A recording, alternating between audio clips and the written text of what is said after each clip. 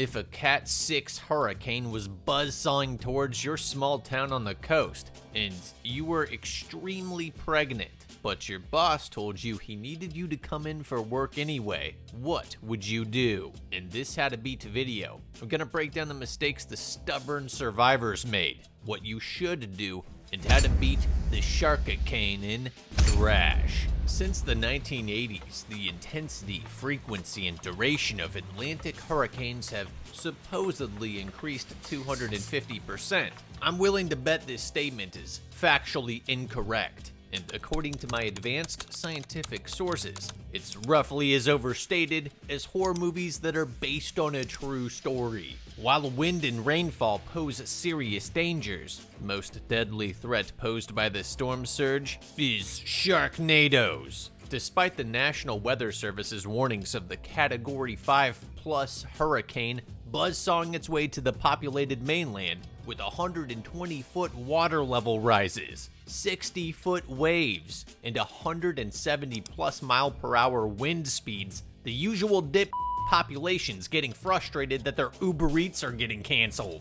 Yeah, alright, stay safe. Sweetheart, the storm equivalent of a low-yield nuke is about to annihilate your home, and you're walking to 7-Eleven to pick up some Nutter Butters while your neighbors are running for their lives. Maybe you should find a new mainstream slogan to parrot. She's agoraphobic, so she heads back inside her home to doom-scroll TikTok and watch family movies of her late mother while Hurricane Henry barrels towards her. I'm sure your mother would be so proud. Our other protagonists are swimming in the river before their abusive father picks them up to head home. He's got a generator, guns, and steaks in the freezer. And our other protagonist, Lisa, is driving around town while her mom is FaceTime shouting that she should have got out of town yesterday because now the highways are apparently all closed from flooding. But that's not important. The important discussion to be had is about her husband, who apparently ran off with another woman, probably because he was sick and tired of your helicopter mom sitting on your shoulder making every single decision for you. Forcing your husband into a second-hand relationship with your know-it-all, I'm just protecting my daughter, mom, who you probably complained about him to, and who you habitually side with, is probably the quickest way to lose a guy in 10 days. I'm not saying it wasn't wrong for him to leave. That was a bag move. But I'm gathering they didn't exactly make it easy for him to stay. He definitely should have intently sussed out the mom situation prior to knocking Lisa up. That's for sure. I knew it the moment I laid eyes on that no-good son of a I'm sure you did. Sounds like the guy got a fair trial. who left his pregnant fiancée to become what? A professional poker player? After he asked you to move 1,000 miles to his town? I can't imagine why he would ask you to move 1,000 miles away. Can't think of a single reason. Certainly has nothing to do with threatening the neurotic mother's control and access over her daughter that she vicariously lives through. Nope. AI nerds. Do you ever feel like you've told ChatGPT, Claude, Gemini, or Grok something you maybe feel like you shouldn't have? Do you ever think about all the prompts and conversations being directly tied to your personal identity forever? On some level, you kind of have to tie your identity to the AIs in order to have seamless, high-context, high-memory, tailored results and workflows. But at least part of your AI prompting probably should be anonymous. Not because you might have typed in Pop-Tarts and now you'll be getting Pop-Tart ads. That's amazing personalized marketing. I can appreciate that. But because that recorded high bandwidth, streamlined connection between your brain and the AI could be used for nefarious thought-controlling purposes. I don't want my perception insidiously shifted by an agendic narrative framing operation. That's where my sponsor, Venice AI, becomes part of your AI stack. It's a private AI that runs open source AI models for text, code, images, and videos directly in your browser or app. Here's how it works. Venice submits memoryless generations on your behalf, so they're never tied to your identity or saved to your account. you're still using the world's leading AI models like ChatGPT 5.2, Claude 4.5, Gemini Flash, Sora 2 Pro, and Nano Banana. But your conversations are encrypted and stored on your device, so no corporations or governments can spy on you or use your data for their self-serving agendas. For example, maybe I want to deep dive on some uncomfortable topics without putting myself on some AI-distilled shadow watch list that could compromise my future lofty political aspirations. If you want to use AI without handing your most personal information to corporations or the government, check out Venice.ai/nerdexplains. Get 20% off a pro plan with code NERDEXPLAINS. Thanks to Venice AI for sponsoring this video. Nice to see that everyone living in a hurricane zone area is properly prepared for hurricanes. They probably bitch and wonder why their home and car insurance is so high. Hilariously, the news is telling the stubborn people who are choosing to stay in their homes to at least write their name and contact info on their arms in permanent marker so they can help emergency services ID their bodies once the storm clears. Tell you what, I'm starting to see why Lisa's mom is making all the decisions for her. Her dumb ass is listening to calm baby birthing music while driving around on the coast. How did you know? I love this song! The road she's driving down is blocked by a downed tree. The trucker stops her and tells her to turn around until he sees what looks like a giant wave coming towards them. His plan? Tell the pregnant woman to drive into the downed tree. He apparently thinks that she can squeeze through in her cute little Mini Cooper. Maybe if the plug was sponsored by Dodge Ram. No shot or coupe makes it through.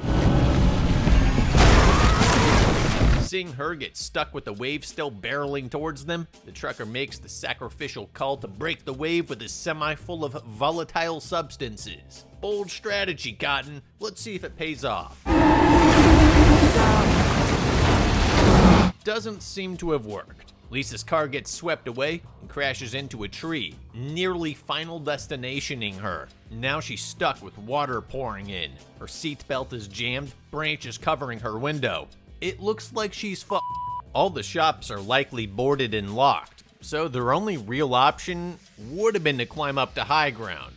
Not enough time for that though. Nor could Lisa really parkour up the side of a building with her baby. Hate to say it, but this is more of a I told you to leave yesterday type situation. Oh, but her boss told her she had to work today. Tell your boss to swallow a cucumber. Jesus Christ. It's not like the hurricane was a week out and could have fizzled. It had been building steam towards the shore and had a significant probability of reaching mainland at full destructive power.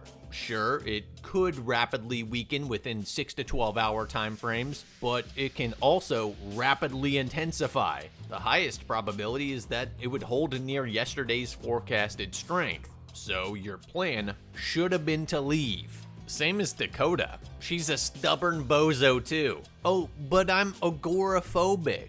Oh, okay. Well, you're going to die a horrible death. So, I don't know. Maybe weigh that one out.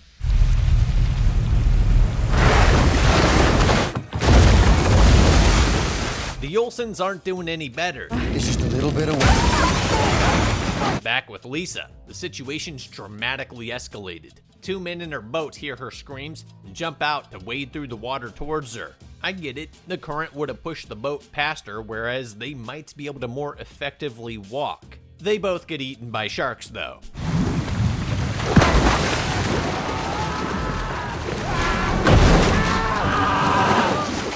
Oh, and the trucker who saved her too. What was this guy thinking?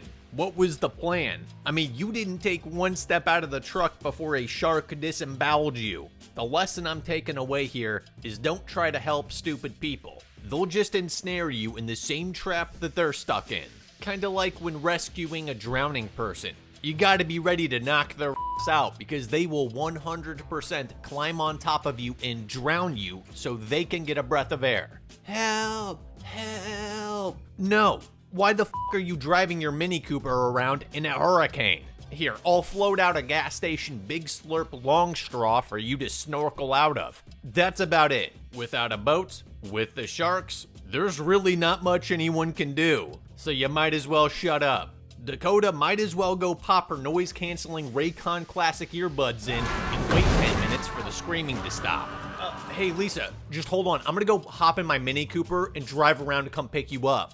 Oh wait, that'd be stupid. As luck would have it, a car and a house both get lodged in a lily pad path from Dakota's house to Lisa's coupe. Okay, now there's a legitimately feasible path to get to Lisa and free her. Unfortunately, the one person that can save her is agoraphobic. Dakota's all kinda like, I called the cops, I'd help, but I'm agoraphobic. And Lisa's all like, I'm pregnant, you dumb bitch. Get your ass out here because the water's rising above my head. And Dakota nearly upums Lisa. The tension's ultimately resolved when Dakota, in a profound moment, rises up, empowered to overcome her fear of walking outside. I can't tell you how proud I am of Dakota right now. Probably more proud than her own mother. Look at her go. Holy hell, she is so frustrating. Moving like molasses. It takes her about 30 years to muster up some courage, go downstairs for a kitchen knife, then back upstairs, then crawl out the window, while Lisa is imminently drowning. Let's put a little pep in our step, shall we? I'm just surprised she didn't fall on her own knife. Dakota's problem is that she brought a kitchen knife to cut through the canvas top, but not a tool to clip the branches, which was obviously going to be a problem, seeing as how it's sticking through the entire car. Still, Lisa should have mentioned the branch was pinning her in the seat. I can't tell you how annoying it is to see people who are in a bad situation and all they do is scream for help without coherently pointing out the dangers and obstacles they are currently trapped by. Rescuers kinda need to know what and how you're trapped in order to free you. Screaming help does nothing to help them. Wow, it was only 2 little branches pinning you.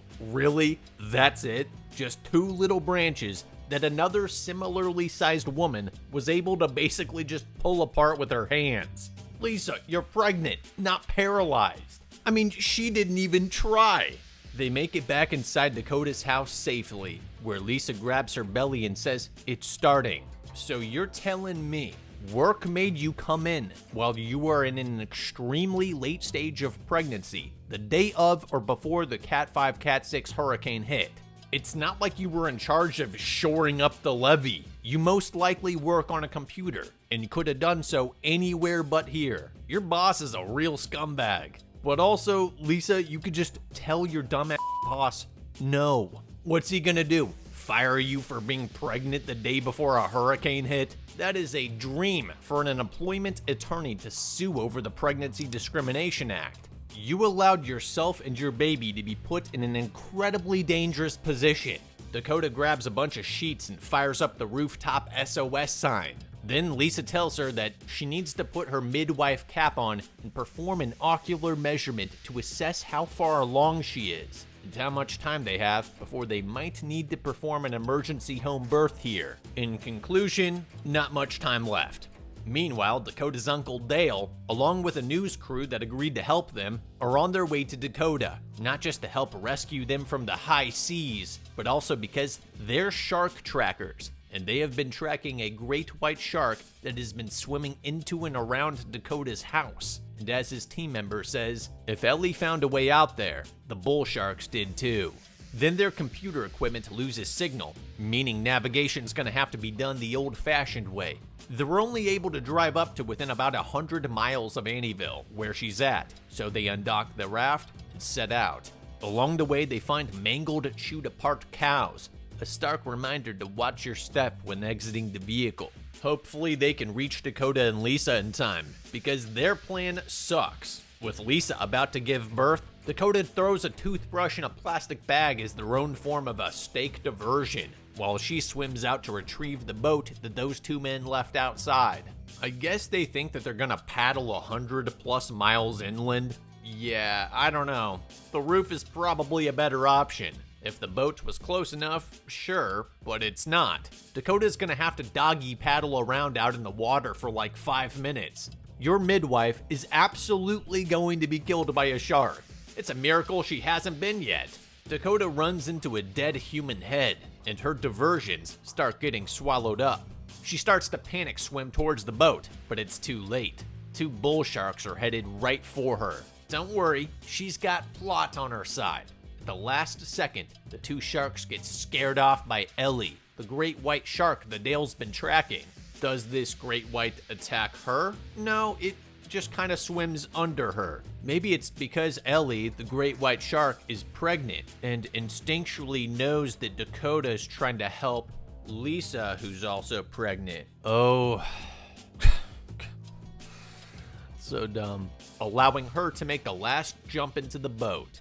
Wow, that sure was lucky, and in no way could you have ever expected or relied upon that for your survival.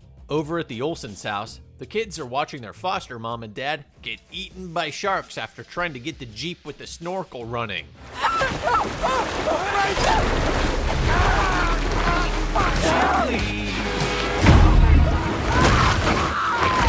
Why? Where are they going to go? Jesus Christ, all these people are stupid. Jeeps with snorkels can survive in deep water, driving through relatively known terrain. Not deep moving water in hurricane flooded streets with God knows what debris all over the place. Just because the engine can breathe doesn't negate the fact that the current will sweep the car away. I guess these are the same people that stored their hurricane rations and supplies in the basement. The kids realize they need to play an advanced game of the floor is lava in order to shut the front door in order to keep the sharks out of the house. The girl almost gets it closed. Her big bro saves her from falling in at the last second. Well, there's no point in closing the door now. Might as well keep it open, chuck some shit out the front door and bait the sharks back out, then close the door. Their plan? Swim down into the basement to grab those stakes to use as bait to bait the sharks away so they can get to the roof to avoid the rising water. Oh, and the guns. I mean, if the sharks are inside, at least these 2, isn't that better than baiting them outside if you need to go outside to get to the roof? You don't even need actual food as bait. Even chucking random objects will get them to go investigate, like what Dakota did. Jesus! The dad is a cartoonish bastard, lying that he wasn't leaving them and that he was just gonna go get help and come back. Lying that sharks don't like to eat kids, so it's totally safe for them to go get his truck and go get help because he's bleeding out. And the cherry on top is the conveniently floating by, completely dry welfare check he's been pocketing instead of using to care for his foster kids.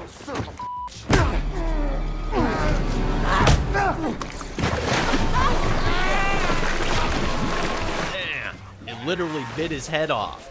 While Daddy is getting munched on, the big kid takes this as his opportunity to dive down into the basement and grab those stakes and guns. 1. What do you need the stakes for? Your foster dad is an even better diversion. 2. I'm all for guns, but swimming into a pitch black murky basement to pick a gun off the rack which you don't even know is loaded or not is not a move that I'd make. Movies up the lighting so you can actually see what's going on and to make the plots work. The camera lens doesn't get irritated by swamp water. Your eyes do. Realistically, he's not going to be able to see much at all. If I knew that there was a fully loaded SOCOM 16 parked up front and I had first baited both sharks out the front door, then maybe I'd go for it. And if I did, I would take my shirt, pants, and New Balances off first. That loose sweater and pants he's wearing creates an immense amount of drag and a snare risk. To make matters worse, the shark is hungry for more. He knocks a can down to divert the shark while he bolts to the surface, just narrowly beating the shark. They're safe, for now. How's Lisa doing? The house has come off the foundation and is actively sinking with her still inside on the bed. She's quick, resourceful, and despite the baby kicking, she's able to roll off the bed, break the window, and escape before she drowns. Just kidding. She opens iTunes to play some Vanessa Carlton. God, she is helpless. Now, I've never been pregnant like her, but I have gotten an intense bout of professional teeth whitening that zinged like a son of a bitch, and I was still able to operate a vehicle with relative safety. I'm confident that even if my pansy doubled the dose, I would still be able to roll off a bed and bust out a window if my life depended on it. Why was that kind of funny? See, I told you you could still swim. It took a house falling on top of her to finally help herself. Jesus Christ. No shot Lisa would realistically make it out of there alive though. Yet, she did. And right there on the beam, she gives birth. What just happened here was a miracle. No, I'm not talking about the baby. It's a miracle she's alive. Totally on brand, Lisa swims over to the smallest object, which provides the least protection against sharks, which you're gonna need as much of as possible after throwing out all that chum in the water. Lady, the entire roof of the house is floating just to your right. Go to that. Oh my god. Nah, Lisa's gotta have her hero moment. So she tosses baby Henry onto the floating cabinet, breaks off a wood shiv, and spears the shark.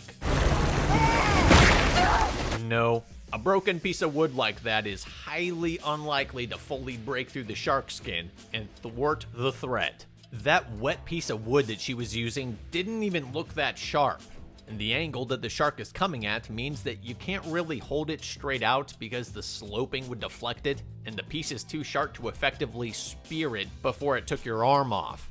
You'd have to get it kinda perpendicular and shove up at the right moment, and even then, shark skin is made up of hard tooth-like enamel, interlocking dermal denticle scales. Could it work?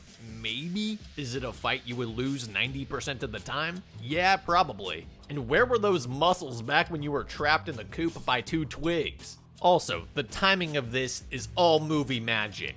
Sharks are fast. Like, really fast. No way she has any time to drop her baby off, find a weapon, and reorient for the hit. How this would actually go down is Lisa would plop her baby on the cabinet, maybe push it away a bit, then get eaten alive.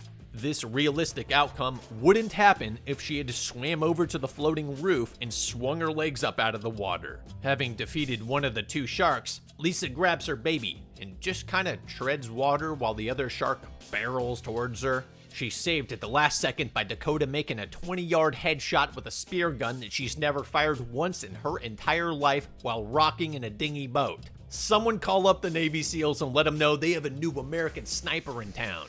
You would think that she hit the shark with a Chaytak. Spear guns absolutely do not have anywhere close to that level of ballistic and terminal performance. It's more like throwing a knife. I mean, it might pierce a water bottle at close range, but a submerged shark at that distance? Hell no. And even if the spear hit the shark, it's not likely to instantly kill it. It's still going to eat Lisa and her baby. And where did she even get this super convenient spear gun? And how did it take Dakota all night to swim 30 yards to the boat and not even paddle it back halfway? God, I hate this shit.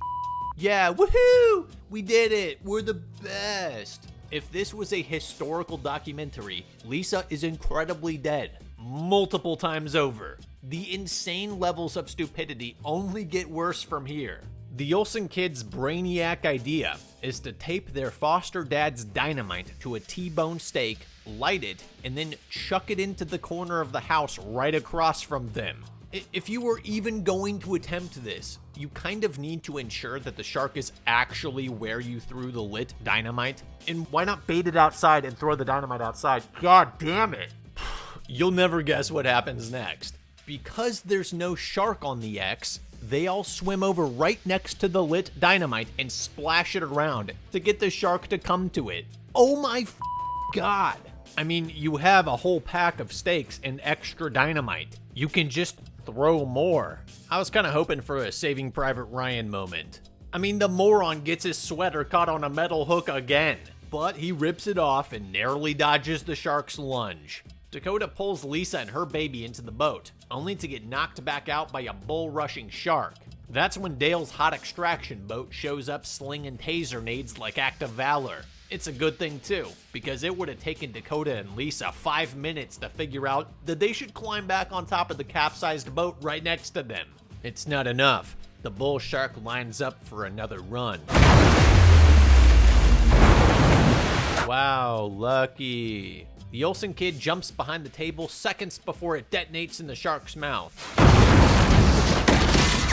Cool. They're lucky the house didn't fall on top of them. The kids hop in the Ford with the snorkel, and Dale pulls Dakota and Lisa both aboard as the sun rises and the storm clears. I really thought the news guy was gonna get eaten by a shark. Back at the Weather Command Station, a second hurricane is headed for Annieville. Maybe this time these bozos will get out of town first. Ultimately, had everybody just left, they would have survived, and with a whole hell of a lot less trouble. For that reason, I'd say the sharks in Thrash were beaten. Moral of the story, if a hurricane is going to hit your town, leave.